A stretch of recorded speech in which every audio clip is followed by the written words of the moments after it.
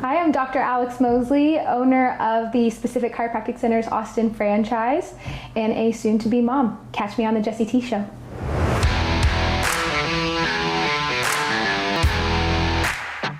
What's going on? Good to see you. I'm here in Austin with you, and we connected, and you have an amazing story, and you're shaping so many things in your profession, and you're helping a lot of people. So tell us a little bit about who you are and what you do.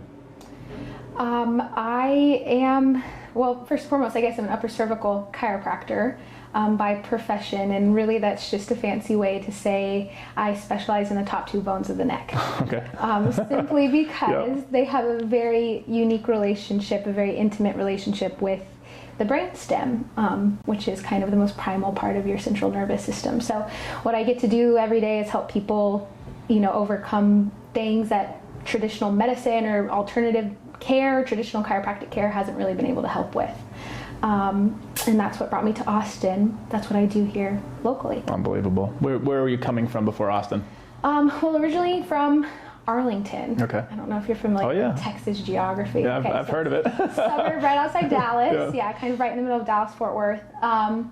That's where I grew up, but I practiced in the Bay Area of California for the past 4 years or so, and then moved back to Texas, to Austin, kind of right before December 2019. Was it Snowpocalypse? So, when was Snowpocalypse? Snowpocalypse was earlier this year. Oh, okay. That was crazy. 2021. That was 2021, okay. I think. Yeah. We've been in a time vortex for like 2 years. Yeah, we what have. It feels like. Pandemic time vortex? Yes. And so we moved December 2019 and then practiced open March 2020, which is when the vortex started. Oh, wow. Yeah. Wow. So, what a time to open a business. Right.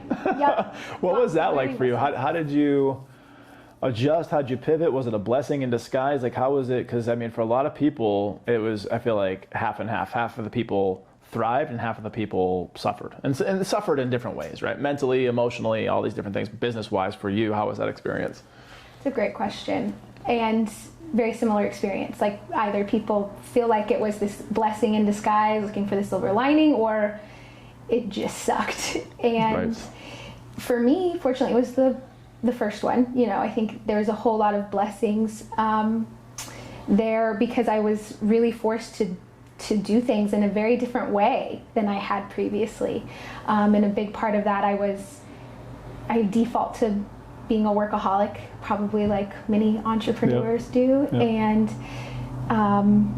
finding success in the busier you are and the more people you know and the more places you can be at. The doing, the doing, exactly. The doing, not necessarily the being. Right. And so that's how I made my practice successful in California, and then pretty much was, going to just emulate the same sort of thing.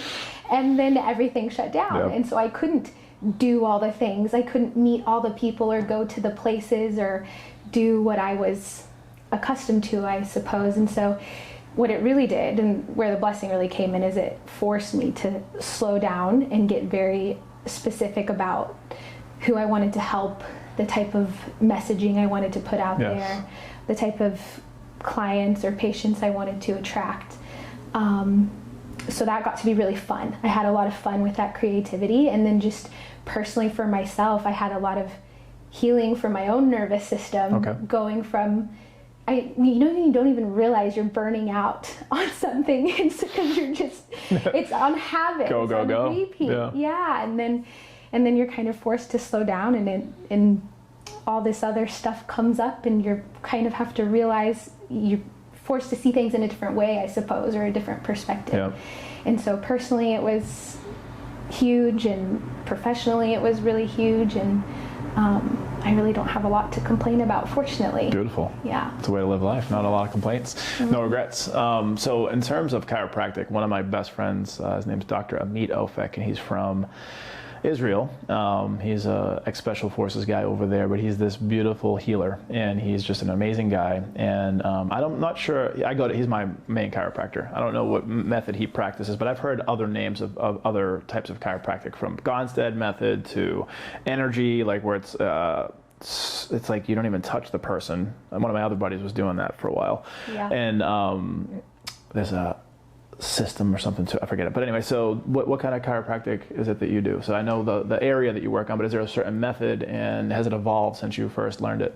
Oh, fun question. I'm always hesitant to like take a deep dive. Yeah. Let's get weird. The technicalities, especially in chiropractic. Because I just don't, some people, when you hear the word chiropractor or chiropractic, people instantly have a connotation, whether they're quacks or, oh my gosh, the chiropractor saved my life. Right. But it's very kind of polarized. I'm all about it, first of all. So you're amongst friends. So okay, good. We're amongst friends here. Yeah. That's fun stuff. Yeah, love that. Yes. I'm sure your chiropractor has a ton of different skills based on just this simple background you gave me. Yeah. So I can only imagine. Yes, but it's such a broad scope of a profession, which is very much a blessing because, you can kind of niche down to what you're really good at, what you're passionate about. But then it's also very confusing for public perception because one is not necessarily the same as the other. Let me just say that you're talking to someone who uses plant medicines for healing and goes into different realms of consciousness. So the fact that you actually have a body that you can use your hands on is probably a lot more palpable. So you could definitely tell us what you're. Got it. Yeah. It's not going to be too far out there. I love it. Yeah. I love it. Okay. So upper cervical would be like the make, I guess, and then the model would be what we call upper cervical specific, or it's a type of knee chest chiropractic. Okay. And so you don't actually lay down on a table, I guess, is probably a very different piece of the picture there. Yeah. The table's very different. You're kneeling on your knees, and then your chest is on the table. So the position's very different, and then probably the other things that distinguish it from other techniques would be we use computerized infrared thermography. Okay. So that's similar to an EKG where you're getting your heart checked and it shows up in waves on a graph and the doctor's able to read what's normal or not normal. Yeah. We use technology similar, it's just in a scan, but it shows up in waves on our computer and we know what normal waves look like and abnormal waves look like. Is it assessing the central nervous system or bone structure, or what is it? Measuring heat from the blood vessels, which are under direct control of the sympathetic part of the nervous system, so the part that controls fight or flight. Yeah. So we know we should see a very specific degree range if things are normal. In essence, if the brain and the body are communicating the way that they're supposed to. Yep. And so if we have any sort of chronic health issues, or we're in sympathetic dominance, or just kind of what I call chronic survival mode, just chronic fight or flight, we see those waves kind of go everywhere. Yeah. And polarity, like one end or the other. Yeah. Lots of imbalance, lots of asymmetry, and so we use that every single visit, before and after every single adjustment. So we have a very clear. Yeah. I love data. I guess I should just say that. So, that's great. So I love data. I love analyzing and looking at all the numbers. And so it's a whole lot of data that I get to look at that allows me to take this kind of holistic, huge healing method and try to put as much objectivity to it as we possibly can. Because what I love about healing is just nobody knows how it's going to go. Right.